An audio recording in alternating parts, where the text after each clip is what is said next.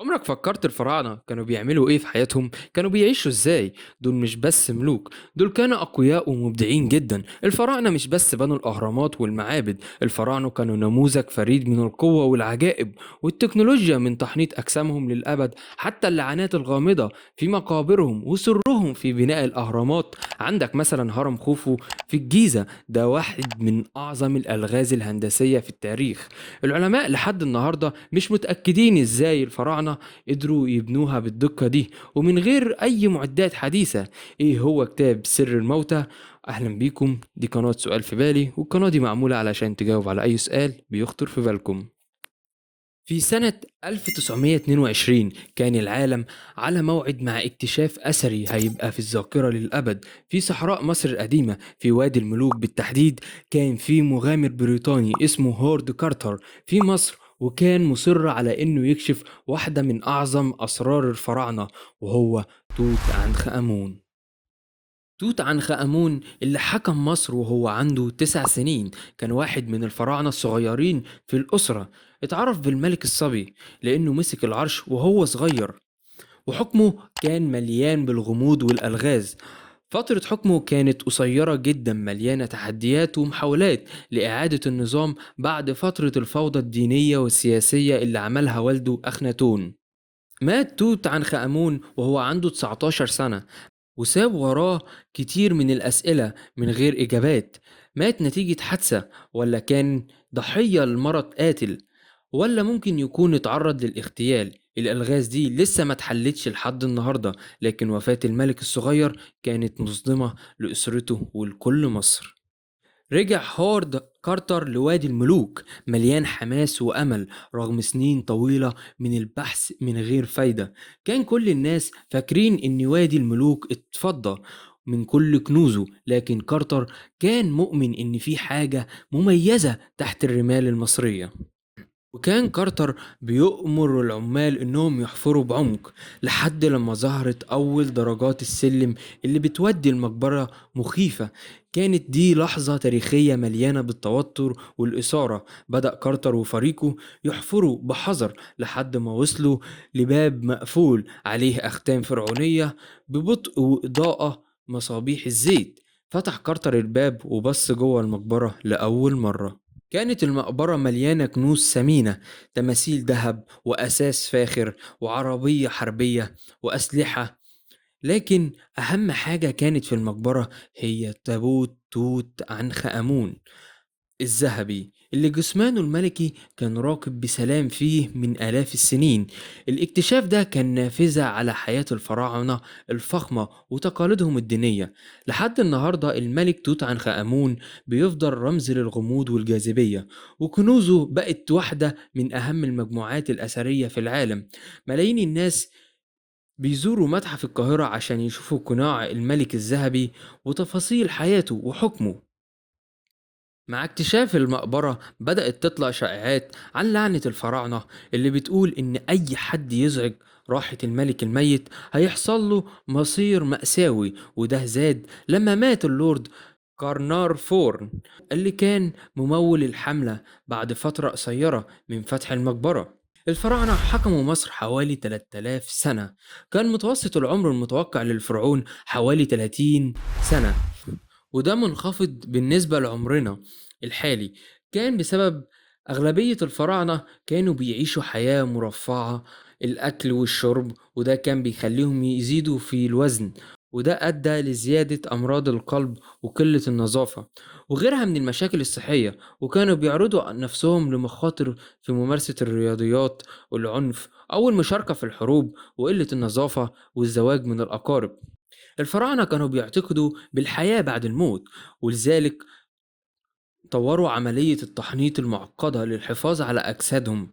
كانت هذه العملية تشمل إزالة الأعضاء الداخلية وتجفيف الجسم بالأملاح، ثم لف الجثة بالقماش ووضعها في توابيت خاصة، حيث يعتبر أن الجسم المحنط يمكنه استقبال الروح وضمان استمرارها في الحياة الأخرى. كانوا يؤمنوا بأن الروح تمر بمراحل تحكمها الآلهة وتتمتع بالحياة الأبدية في حال كانت قد مرت بكل مراحل التحضير والتحنيط بشكل صحيح. الفراعنة كانوا بيجيبوا معاهم حاجات كتيرة اللي هم بيعتقدوا إنها هتكون مهمة لحياتهم بعد الموت. كانوا بيحطوا في المقابر ذهب وفضة ومجوهرات قيمة عشان يبقى ليهم ثروة وقوة في الحياة الجديدة. كانوا بيجيبوا أدوات حياتهم اليومية زي السيوف والرماح عشان يكونوا قادرين يحموا أنفسهم في الحياة الجديدة. كانوا بيحطوا أواني الطعام والشراب علشان يقدروا يقدموا طعام وشراب لنفسهم في الحياة الأبدية.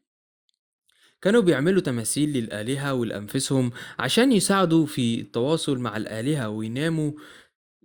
كانوا بيحطوا مستحضرات طبية وأدوات طبية زي الزيوت العطرية والأدوات اللي كانت بتستخدم في عمليات التحنيط علشان يأمنوا رعاية روحهم وجسدهم في الحياة بعد الموت. الحاجات دي كانت مهمة جدا في إعداداتهم للحياة الأبدية، وكانوا بيؤمنوا إن توفيرها هيكون ليه تأثير كبير جدا في حياتهم بعد الموت. كتير اتقال إن مقابر الفراعنة ملعونة، وكانت في قصص عن لعنات تصيب أي حد بيتجرأ على اختراق المقابر وإنه يحاول يلعب بأشيائهم. الفراعنة كانوا بيمارسوا جراحة متقدمة زي عمليات فتح الجمجمة لعلاج بعض الأمراض العصبية، وكانوا بيستخدموا ممارسات طبية غريبة أحيانا زي استخدام فضلات الحيوانات في بعض العلاج.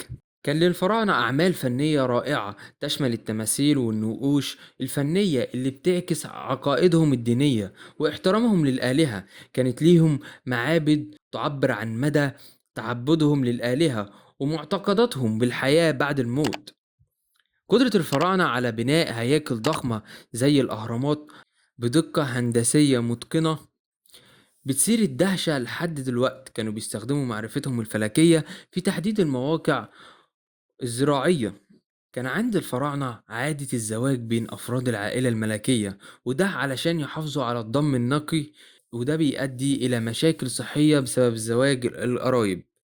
كان معظم الناس بيشتغلوا في زراعة النيل كان روح الحياة المصريين، وكانوا بيستفيدوا من فيضانه السنوي اللي كان بيغمر الأراضي بالطمي والخصبة. كانوا بيزرعوا القمح والشعير والخضروات والفاكهة.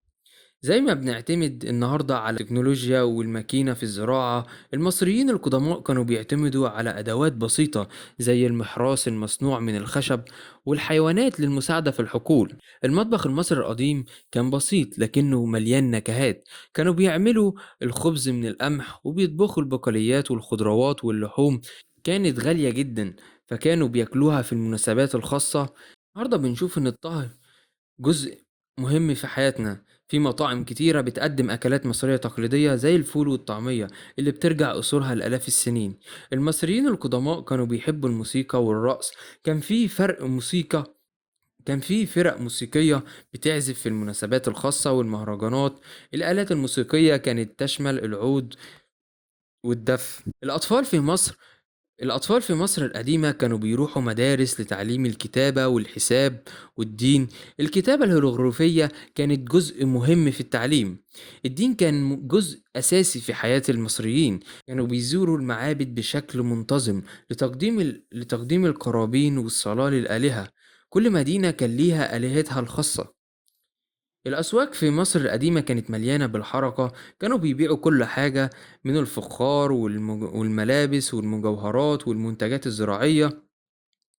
التجار كانوا بيسافروا لمناطق بعيدة للتبادل التجاري. الحياة بتاعت الفراعنة في مصر القديمة كانت مليانة بالتفاصيل اللي نقدر نربطها بحياتنا النهاردة.